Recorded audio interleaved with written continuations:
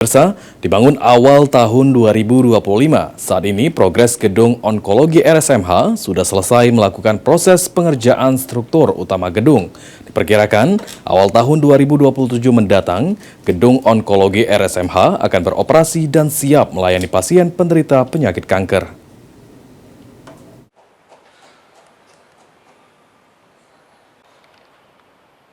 Menjadi rumah sakit rujukan nasional dan menjadi rumah sakit pengampu regional Sumbaksel, saat ini RSMH terus melakukan peningkatan pelayanan.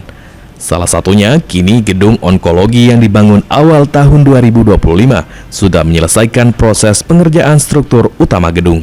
Diprediksi akhir tahun depan proses penyelesaian gedung onkologi telah selesai. Pada awal tahun 2027, gedung onkologi RSMH sudah bisa beroperasi guna melayani pasien khusus penderita penyakit kanker.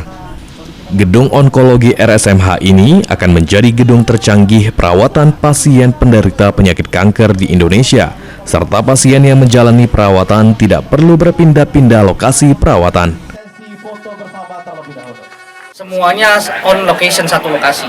Ya, jadi pasien nggak perlu didorong ke sana kemari, cukup di gedung ini. Dan sekali lagi di sini juga akan dibangun radiasi nuklir ya. Nah, jadi dengan linek ya Bu ya.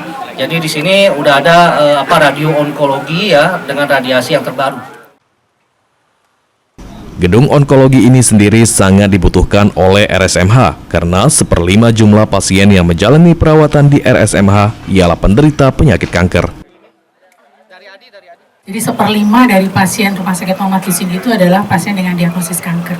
Jadi memang sangat tinggi sehingga kita memang sangat membutuhkan ya dan sangat berharap gedung ini bisa segera beroperasi supaya pasien itu mudah, tadi seperti Pak Dirjen sampaikan, mereka mulai dari diagnosis, dirawat, misalnya perlu operasi, perlu ICU di satu tempat. Dengan adanya gedung onkologi, pasien penderita kanker dari Pulau Sumatera tidak perlu lagi menjalani pengobatan di Pulau Jawa, namun cukup datang ke RSMH. Tim Liputan PAL TV.